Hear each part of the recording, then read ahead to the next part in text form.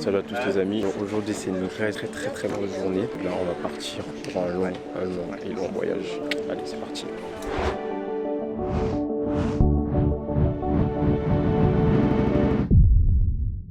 C'est quoi les objectifs du voyage du coup? Faire la fête. L'objectif du voyage, c'est d'aller chercher de nouveaux producteurs de café, de nouveaux caféiculteurs, à la fois au Guatemala et au Nicaragua, parce qu'on a besoin de plus de diversité, on a besoin de proposer des choses toujours différentes. C'est un voyage qui va nous permettre d'aller proposer des nouvelles choses à nos clients. On part de Bordeaux, direction Guatemala City. Après 11 heures de vol, on arrive enfin en Guatemala.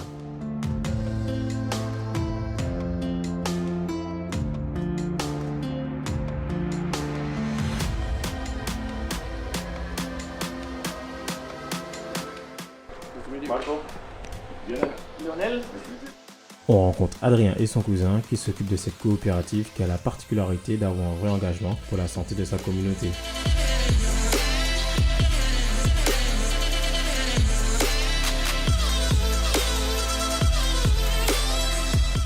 On va où là? Ah? J'en sais rien. Non, là on va visiter les fermes directement.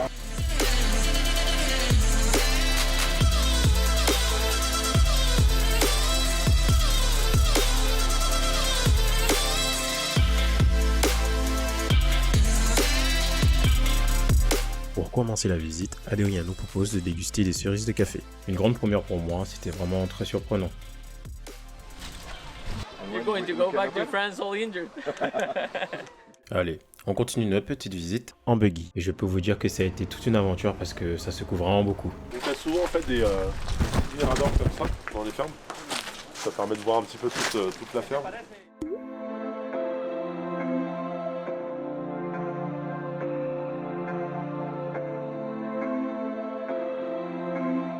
Le travail qu'on fait ici, c'est plus un travail de sourcing, venir en fait rencontrer des producteurs, voir un peu finalement quelles sont leurs pratiques. Là on le voit ici par exemple, on est en agroforesterie, là c'est juste parfait ce que l'on voit. Quand on discute finalement travailleurs, on voit que ça respecte en fait les mêmes valeurs que les nôtres. Exactement. Donc c'est ça en fait qui est le plus important dans notre action de sourcing, c'est de venir vérifier si en fait leurs engagements sont à la hauteur des nôtres. Là on a un projet sur la santé, on nous a présenté énormément de choses justement sur le côté agroforesterie.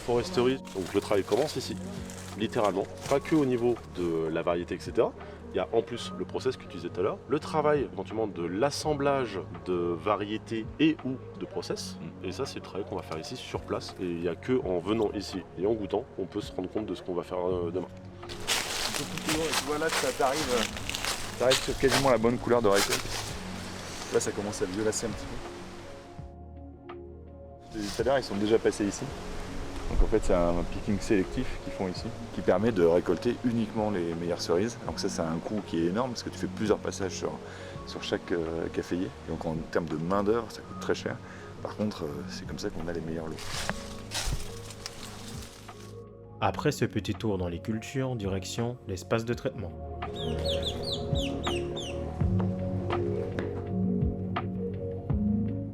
Ici on est donc dans la zone de réception des cerises de café. Les producteurs viennent déposer donc les cerises à la coopérative dans les tanks. Juste avant c'est pesé pour pouvoir tout simplement recevoir le paiement de la totalité de ce qu'ils viennent livrer. On va avoir un contrôle sur la qualité. Voilà, un petit contrôle visuel juste pour vérifier la maturation des cerises, vérifier qu'il n'y ait pas que des cerises vertes, parce que ce serait néfaste finalement pour le café et ça vaut pas le même prix. C'est pas la même quantité de travail que des cerises mûres. Exactement. Donc, si jamais on contrôle des cerises qui ne sont pas arrivées à maturité, on peut l'accepter une fois, deux fois, mais ensuite ces cerises ne seront plus acceptées à la coopérative. La qualité est un point évidemment important dans une coopérative. Donc le producteur amène ses cerises, on vient les peser et on vient noter le poids et ça va donner tout simplement une valeur. Cette valeur sera payée le lendemain en règle générale, mais après le producteur qui vient tous les jours peut dire potentiellement je vais être payé toutes les semaines ou tous les mois, peu importe. Mais en tout cas, il peut être payé tous les jours s'il a besoin de trésorerie.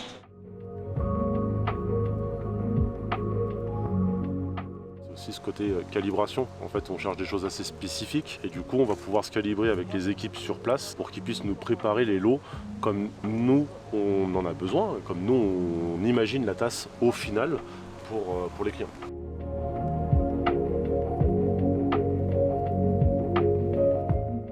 un séchage qui est quand même fait dehors, au sol ou sur des lits africains. Et là, on vient juste finir finalement le séchage. Dans certains cas, tout le séchage est fait directement en four, mais là en fait c'est pour des cafés de basse qualité. Ici on est sur des cafés de haute qualité, c'est vraiment un complément de séchage justement pour permettre de bien couper le séchage et de ne pas avoir des grains qui sentent moisis. On voit également le triage des grains et on se familiarise avec les fameux lits africains.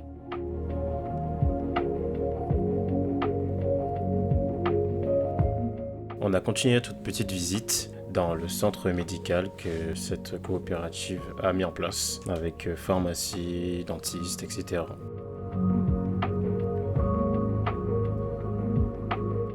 On va venir goûter en fait les lots pour se dire ok, finalement le bon travail qu'on voit dans la plantation, il se retrouve en tasse parce que suffit pas juste de faire pousser du café, il faut aussi être en capacité de le processer, de le travailler et d'en faire une bonne tasse.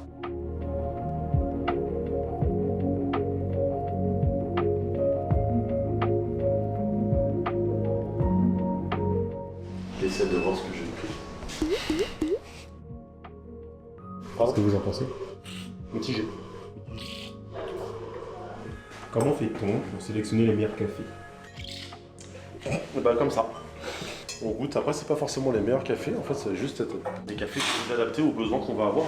Parce qu'en fait le meilleur c'est très subjectif. Donc c'est savoir identifier et d'avoir quelque chose, une sélection suffisamment vaste, avec des marqueurs différents.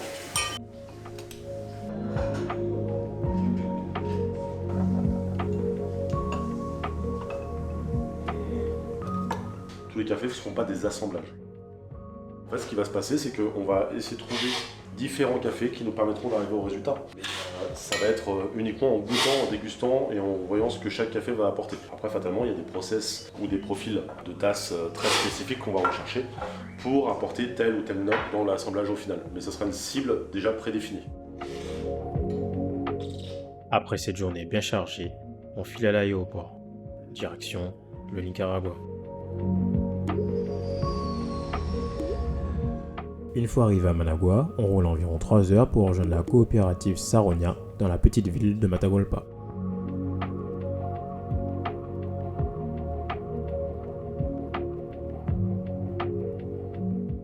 Donc là on est dans la région de Matagalpa et là on peut commencer à voir quelques lits africains, des belles choses. On a un peu de nature, du coup on en profite un petit peu. Un peu de lavé de ce côté là, on en profite pour montrer un peu la différence. Là-bas on a du honey, on voit bien parce que c'est très orangé dessus. Donc ça a séché avec le miel. Donc la suite, là on va aller visiter une ferme qui est juste à côté, un petit peu plus haut par là-bas. On se retrouve gentiment à la ferme.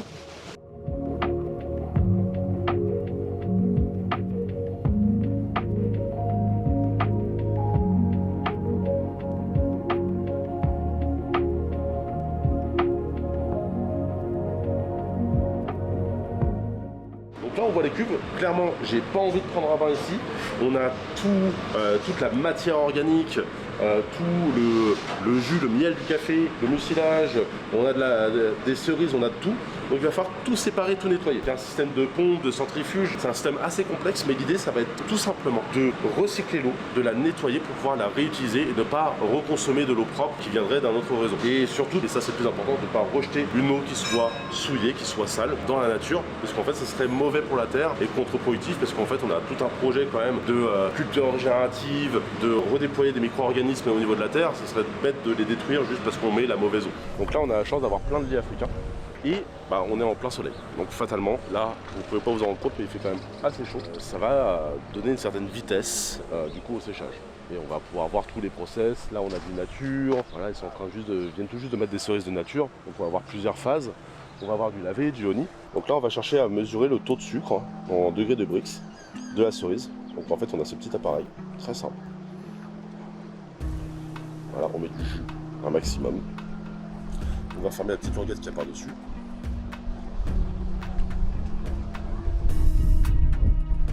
Et là, il va analyser.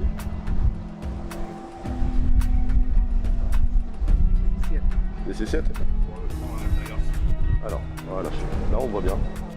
On va avoir le taux de sucrosité en Brix. Là, on a un séchage qu'on appelle ici, qui est vraiment, moi personnellement, je l'ai connu par avoir, c'est ce qu'on appelle ce sarron. En fait, on a cette toile-là qui va être étendue. Parfois, on va rajouter du plastique pour créer une étanchéité, ou parfois non, ça va dépendre du besoin pour ce cas-là. Et ce qui est intéressant avec ce processeur, c'est qu'en fait, juste en dessous, si on regarde un petit peu, je vais essayer d'en sortir un peu sans trop l'abîmer, en fait, on a de la parche. Donc la parche, vous vous rappelez, c'est la pellicule qu'on a autour du café quand il a séché. Et cette parche-là, en fait, elle va chercher à drainer l'eau. Ça va aider aussi à avoir un mouvement un petit peu, comment dire, d'air. Donc c'est un peu moins que le lit africain, bien évidemment. Mais si on met la main dessus, et bah, c'est pas si chaud que ça. Ça évite, par exemple, sur les aires de séchage qu'on va voir aussi, les aires de séchage sur béton, c'est très propre, c'est facile à entretenir, mais ça donne beaucoup de stress finalement au moment du séchage parce que ça chauffe très fort, très vite. Donc c'est un moyen intermédiaire finalement, on est sur un niveau intermédiaire avant le lit africain. Et sur le lit africain, on a aussi d'autres méthodes. On va avoir tout là-bas, juste derrière le camion, on va avoir une aire de séchage à l'ombre. Donc ça, on va aller le visiter. Bon, on va aller le visiter maintenant. Allez, venez. Là, on va rentrer dans cette petite maison. Donc, on a vu les lits africains avec le séchage au soleil. Et là, on va voir un autre système. On va le faire sécher à l'ombre pour faire durer un peu plus longtemps le séchage. En général, c'est quand même meilleur pour la qualité du café. On va voir ça. Donc là, on est du coup toujours sur un système de lit africain, mais à l'ombre. Donc là, on retrouve fatalement encore du nature, du honey, du lavé. La petite particularité qu'il y a ici, c'est qu'en fait, si on regarde juste au-dessus, il y a une espèce de couverture plastique. En fait, ils vont mettre ça au pic de chaleur, histoire de protéger encore un maximum et de faire durer. Donc là, on est sur, en moyenne, en temps de séchage, sur du lavé, on est à 20 jours. Sur du honey, on est à 25-26 jours en moyenne. Ça dépend du taux de mucilage qu'on a laissé dessus. Et sur du café nature, on est en moyenne à 30 jours. Donc c'est très long et fatalement, ça prend du temps et ça prend de la manœuvre, de l'énergie. Parce que comme vous avez pu le voir, il faut remuer régulièrement, quel que soit l'endroit d'ailleurs, il faut remuer régulièrement pour que ça soit homogène, pour pas qu'on ait par exemple juste au-dessus du sec et en dessous de l'humide. Donc c'est pour ça que c'est continuellement remué. Donc ils le font à peu près entre 4 et 6 fois par jour pour revenir remuer tout ça. Le système fait qu'on n'a pas d'autre choix aujourd'hui de faire du mécanique. La méthode de production et le système de coût fait que ça sera du mécanique. Mais c'est pas forcément un gros mot de faire du mécanique. Parce que ce qu'il faut savoir, c'est qu'une fois que c'est récolté, on va le trier. Donc ça veut pas dire que c'est forcément un mauvais café. Clairement, on préfère tous avoir du manuel, etc. Mais c'est une main-d'œuvre qui est extrêmement difficile. Puisque en fait, clairement, passer sa journée à récolter à la main des cerises, c'est éprouvant. Donc il y a des bons et des mauvais côtés dans les deux cas. Et après, c'est finalement le résultat en tasse qui va compter.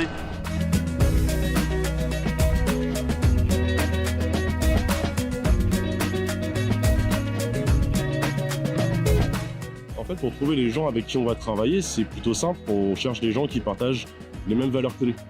C'est des compagnies, des sociétés, mais c'est surtout une histoire de personnes qui vont partager ces valeurs, des valeurs humanistes, et c'est là où on va se retrouver. Et après, fatalement, bien sûr, il y a la qualité de la tasse, mais en premier lieu, c'est les qualités humaines. Alors on continue notre périple au Nicaragua. Direction la ville de Cotal, près de laquelle se situe la 3e coopérative qu'on visitera demain. C'est reparti. Là on part pour la coopérative Cafetos de Segovia.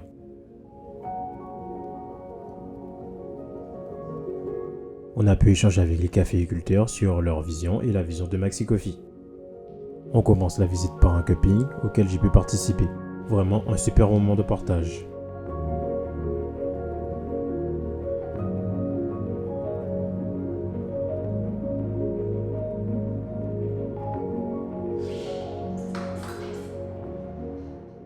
C'est incroyable la différence.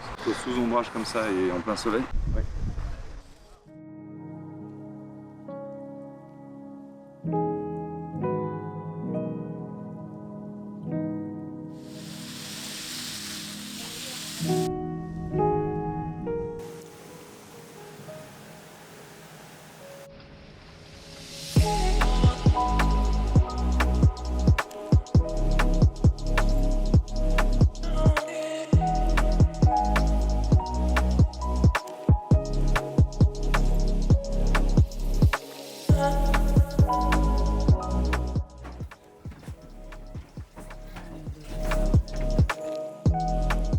assiste à l'étape de dépulpage qui consiste à éliminer la peau et une partie de la pulpe de la cerise de café. Ça passe à travers les mailles.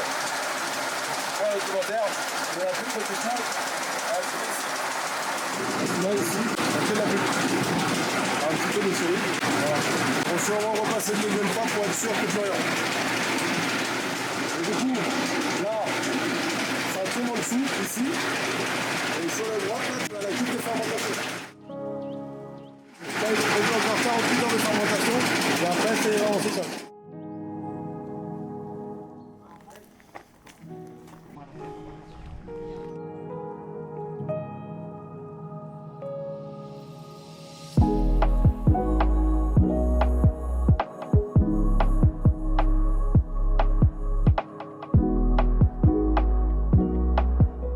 Ils vont à une vitesse incroyable. Et c'est surtout qu'en fait il va vraiment sélectionner que les cerises de plus.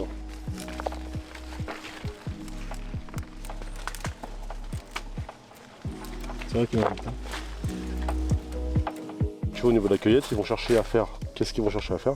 Là on voit qu'ils sont déjà passés, tu vois. C'est ça qui est intéressant. Ça veut dire qu'il y a déjà eu un passage. Et en fait, ils vont revenir derrière pour récolter les plus mûrs. Donc là on est sur une variété qui est jaune. Donc du coup, là on est sur un catoy jaune. Donc l'idée c'est forcément ça n'ira jamais sur du rouge. Donc c'est un autre niveau de maturité à découvrir. Et on voit qu'il y a déjà eu, ça c'est un premier passage, c'est un peu plus sec. Il y a eu un deuxième passage, donc ils vont devoir faire un troisième passage pour récolter, voire un quatrième pour avoir la fin. Là il n'y a pas que du rouge, c'est beaucoup plus diversifié.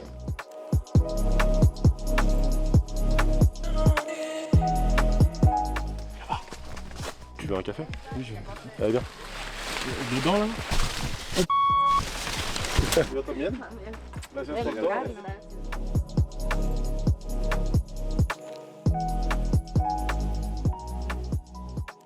On a fait un peu de route, pas un peu beaucoup. On a été déguster des cafés, rencontrer finalement une nouvelle équipe pour voir si justement ça pouvait matcher. C'est le concept du direct trade et du sourcing. Et on a donc commencé par une dégustation, une présentation des valeurs et des projets que peuvent avoir les caféiculteurs. Et puis derrière, une visite de ferme pour voir aussi les installations, comment sont les conditions des travailleurs. Et on va évaluer tout ça et en fait on voit si ces personnes-là sont potentiellement dans le cadre des valeurs de Maxi Coffee.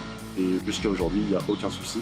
Tous ceux qu'on a rencontrés sont parfaitement dans nos valeurs. C'est ça qui est extraordinaire. C'est que chaque table de dégustation est différente, chaque visite de ferme est différente, chaque visite de bénéficio est différente. C'est ça qui est beau aussi dans mon travail, c'est de pouvoir vivre ça et vous rapporter des pépites que je peux trouver.